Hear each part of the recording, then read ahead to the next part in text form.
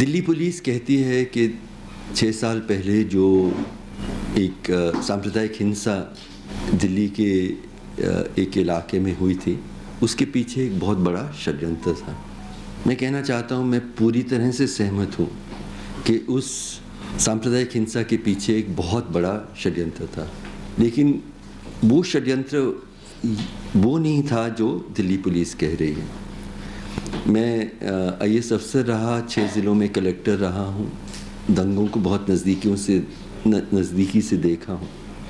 एक चीज़ बहुत साफ है कि कोई भी, जिसे हम दंगा कहते हैं, कोई भी सांप्रदायिक हिंसा की घटना कुछ घंटों से ज़्यादा नहीं चल सकती है अगर सरकार नहीं चाहती है कि वो चले। दिल्ली देश की राजधानी है, यहाँ पे होम मिनिस्ट्री बैठती है देश की, यहाँ पे तीनों जो आर्मी, नेवी, एयरफोर्स के हेडक्वार्टर्स हैं, सारे पार्लियामेंट्री एजेंसीज़ के नेशनल हेडक्वार्टर्स हैं। उनके लिए जो एक छोटी सी झड़प राष्ट्रीय राजधानी के एक किसी किनारे में हुई, उसे रोकने में मतलब लिटरली 2 या 3 घंटों से ज़्यादा नहीं लगता अगर सरकार की नीयत थी कि वो उसे रोके। सरकार चाहती थी, इसीलिए ये 3 दिन 4 दिन चली। और वो षड्यंत्र को हम भारत के नागरिकों को हमें उसे पहचानना ज़रूरी है और उसके खिलाफ बहुत देर हो गई है, लेकिन हमें लड़ना बहुत ज़रूरी है। हम ऐसी सरकार को इजाज़त नहीं देंगे कि वो हमें मज़हब और जाति के नाम पे लड़वाए और उससे उनको एक राजनीतिक उसका लाभ मिले। दूसरी बात मैं कहना चाह रहा था कि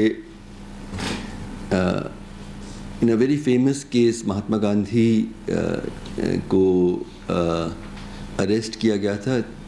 चार्जेस थे डिसअफेक्शन फ्रॉम द स्टेट। तो गांधी ने कहा कि मैं पूरी तरह से इस इल्ज़ाम से सहमत हूँ, बट मैं ये कहना चाहता हूँ कि affection for the state can not be imposed by the law. Affection for the state has to be earned. सरकार के प्रति मेरी अफेक्शन हो, ये सरकार मतलब कानून के माध्यम से नहीं कह सकती। सरकार इस लायक हो कि मैं उस पर मेरा यकीन हो। ये दूसरी बात कहना चाह रहा हूँ। इतिहास गवाह है, मानव इतिहास में जब भी बेहतर समाज के लिए पहल हुई है, उसके सामाजिक बदलाव के जो कोशिशें हुई हैं, उसमें सबसे सामने आगे की पंक्ति में नौजवान रहते हैं, खड़े होते हैं। और वो नौजवानों की एक तरह से हक भी है और ज़िम्मेदारी है कि वो आवाज़ उठाएं, वो कहें कि ये गलत है। और एक तरह से उस उम्र में मुझे लगता है कि ज़्यादा सफाई से दुनिया दिखती है, और उस सफाई से जब नौजवान हमें कुछ कह रहे हैं, हमें उसको जेल के सलाखों के पीछे बंद करने की जगह बहुत ध्यान से सुन के उस पर वो जो रास्ता हमें बताने की कोशिश करें, उसको हमें समझने की ज़रूरत है। इस तरह का कानून, जो UAPA जैसा कानून, एंटी टेरर कानून जो बने हैं, इनका इस्तेमाल सरकार किसके खिलाफ कर रही है, ये कहना बहुत ज़रूरी है। उमर खालिद ने जो भाषण दिया था, वो भाषण ऑलमोस्ट आइडेंटिकल, मैंने भी वही भाषण दिया था।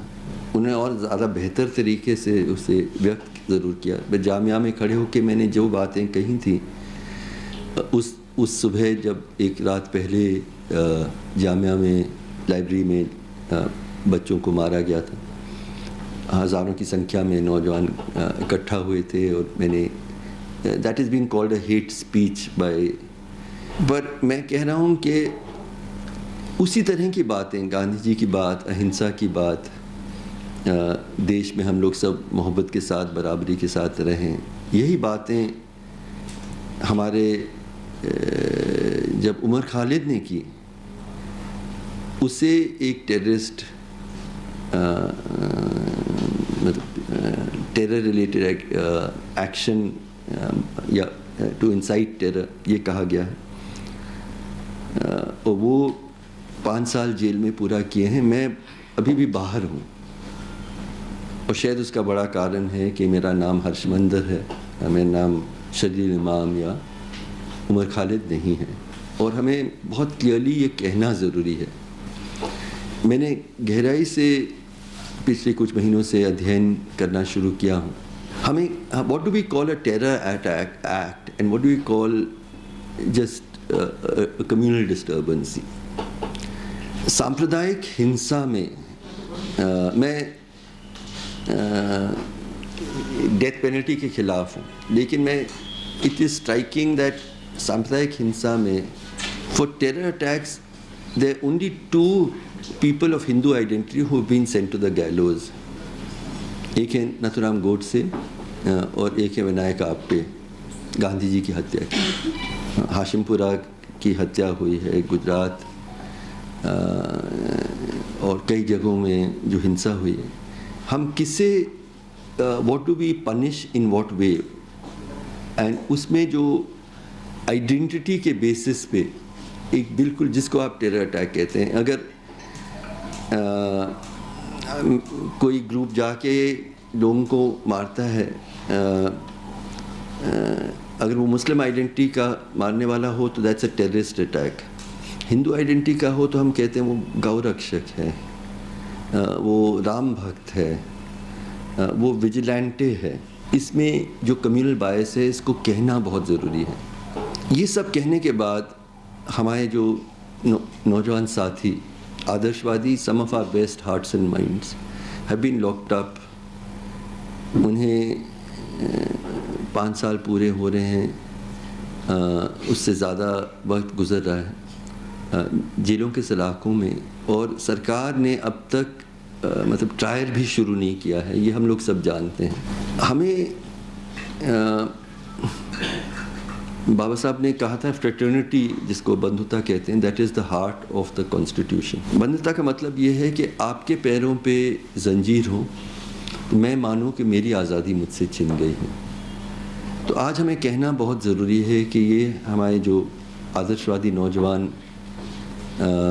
जेल के सलाखों में इतने साल बिना ट्रायल में रखे गए हैं, उनकी जो आज़ादी छीनी गई, हम सब की आज़ादी भी छीनी गई है।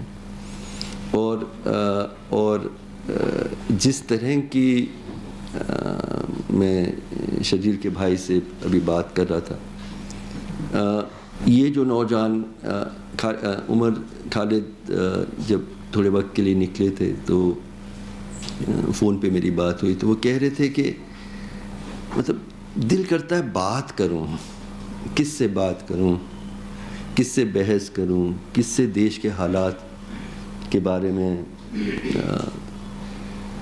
तो बहुत क्लियरली कहना चाहता हूं कि एक बिल्कुल एक कम्युनल पर्सपेक्टिव से, एक सांप्रदायिक पर्सपेक्टिव से हमारे democratic institutions including the courts उस तरह के कार्रवाई के कारण से हमारे आदर्शवादी नौजवान शजील इमाम, उमर खालिद और साथी इतने सालों में जेल में रहे हैं।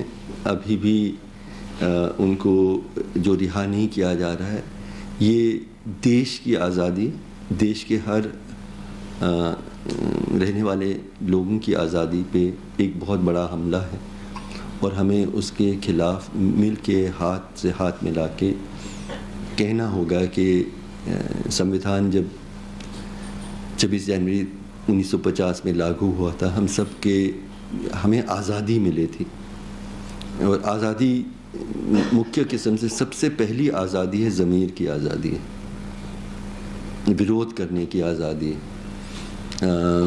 सरकार से असहमत होने की आज़ादी है। तो उस आज़ादी की रक्षा में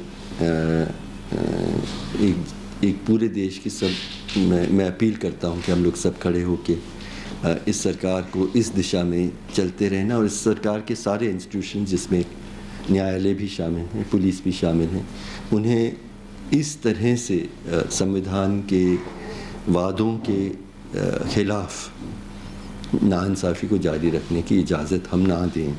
शुक्रिया, जिंदाबाद।